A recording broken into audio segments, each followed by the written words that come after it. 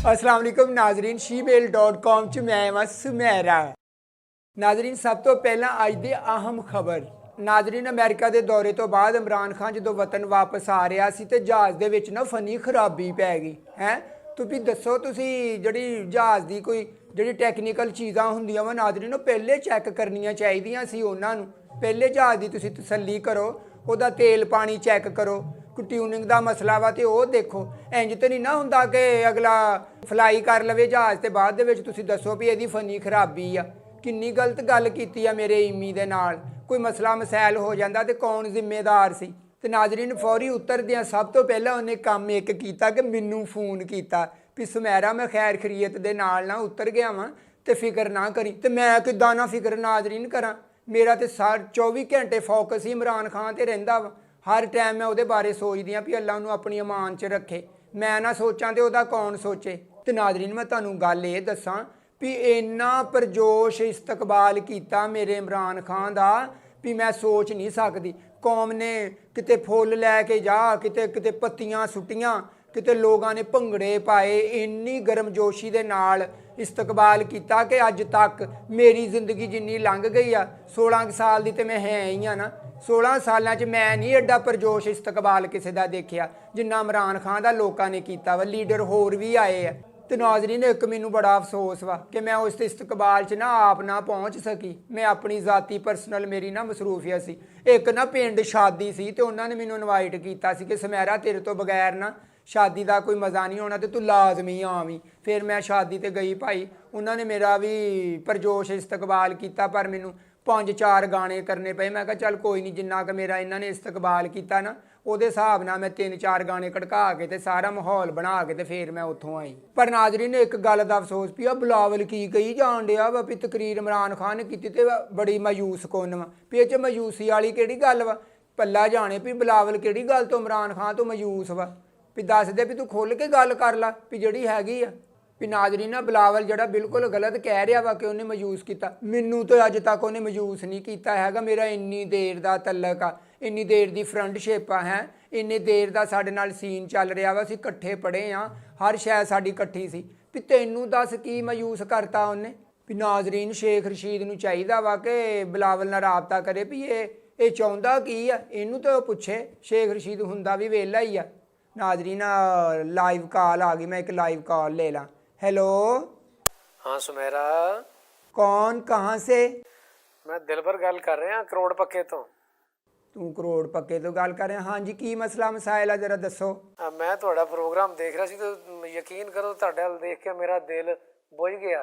हाय अल्लाह, बुझ गया? लोगों का जागदा वा ते तेरा बुझ गया? की गल होई? तू किते गौर ना देख बैठा मैनू तू? उस च ना प्रोग्राम ਤੁਹਾਨੂੰ देना सी एक तो बड़ा अच्छा प्रोग्राम है जिथों पैसे भी ढेर हो जाएंगे। हाय अल्लाह, प्रोग्राम देना? मैंने तो खुशियां चढ़ गई हैं। पर इन्नी देर बाद किते कोई प्रोग्राम आया, मैं तो कॉल सुन के मेरी तो ਇੱਥੇ ਨੱਚਣ ਨੂੰ ਦਿਲ ਕਰਦਾ ਵਾ। ਦੱਸ ਤੂੰ ਕਿੱਥੇ ਆ, ਟਾਈਮ ਦੱਸ ਮੈਨੂੰ ਤੂੰ। अच्छा करोड़ पक्के मेला लगता है बाबे जगड़ जमशाह ਦਾ। ਹੈ ਇਹਦਾ ਤੇ ਕਦੀ ਨਾਂ ਹੀ ਨਹੀਂ ਸੁਣਿਆ ਸੀ। ਇਹ ਕਿਹੜਾ ਬਾਬਾ ਹੋ ਗਿਆ ਜਗੜ ਜਮ? ਇਹ ਪਿਆ ਪਿਆ ਹੀ ਬਾਬਾ ਹੋ ਗਿਆ ਇਹ। ਮੁੱਦੇ ਤੇ ਆਪ ਹੀ ਦੱਸ ਵੀ ਕਿਹੜਾ ਪ੍ਰੋਗਰਾਮ ਆ, ਕਿੱਥੇ ਕਰਨਾ, ਕੀ ਟਾਈਮਿੰਗ ਆ ਉਹਦੀ? ਹਾਂ ਅੱਛਾ ਉੱਥੇ 2 ਮੌਦੇ ਖੂਹ ਲੱਗੇ ਆ।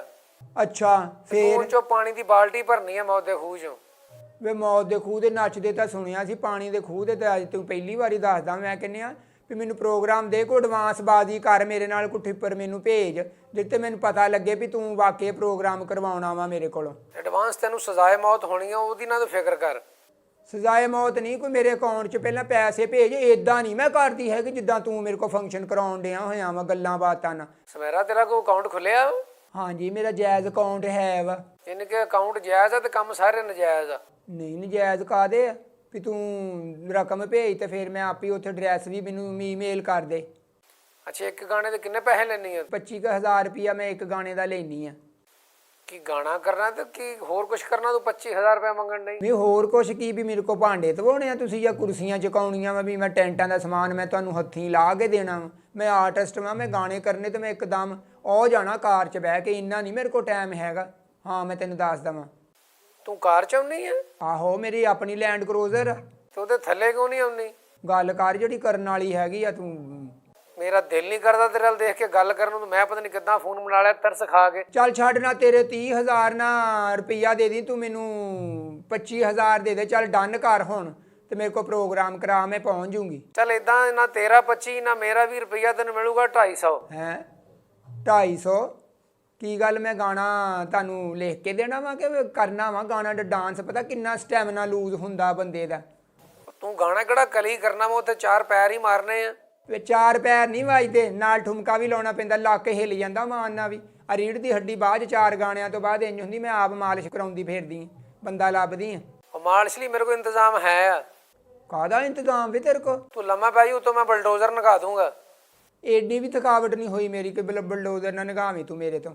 ਮੇਰੇ ਨਾਲ ਗੱਲ ਕਰ ਵੀ ਮੈਨੂੰ ਪੈਸੇ ਭੇਜ ਤੇ ਐਡਰੈਸ ਵੀ ਈਮੇਲ ਕਰ ਦੇ ਕਿ ਮੈਂ ਆਪ ਹੀ ਪਹੁੰਚ ਜਾਊਂਗਾ। 250 ਲੈਣਾ ਠੀਕ ਆ, ਨਹੀਂ ਤਾਂ ਅੱਲਾ ਦੀ ਸਪੁਰਦ ਹੋ। 250 ਰੁਪਈਆ? 250 ਰੁਪਈਆ ਮੈਂ ਤਾਂ ਕਦੀ ਕਿਸੇ ਦੇ ਫੋਨ ਤੇ ਨਾ ਗਾਣਾ ਕਰਾਂ। ਸ਼ੁਕਰ ਆ ਨਾਜ਼ਰੀਨ ਘੱਟ ਹੋਈ, ਕਿਤੇ ਕੈਸਾ ਬਲਾਜਾ ਆਦਮੀ ਸੀ, ਕਾਲ ਕਿੱਥੇ ਮੈਂ ਸੁਣ ਬੈਠੀ ਆ। ਇਹਨਾਂ ਨੂੰ ਤੇ ਲੋਕਾਂ ਨੂੰ ਮੇਰੀ ਪਰਸਨੈਲਿਟੀ ਦਾ ਨਹੀਂ ਪਤਾ ਹੈਗਾ ਵੀ ਸਮੈਰਾ ਨਾਲ ਗੱਲ ਕਰਦੇ, ਕਿੱਥੋਂ ਕੂੜ ਆਦਮੀ ਦੀ ਮੈਂ ਕਾਲ ਸੁਣ ਲਈ। ਨਾਜ਼ਰੀਨ ਤੁਸੀਂ ਮੇਰੀ ਕਦਰ ਜਾਣਦੇ ਹੋ, ਪਤਾ ਨਹੀਂ ਕਿਹਦੀ ਕਾਲ ਆ ਗਈ ਸੀ। ਆ ਇੱਕ ਹੋਰ ਕਾਲ ਆ ਗਈ। ਹੈਲੋ ਹਾਂ ਸਮੈਰਾ।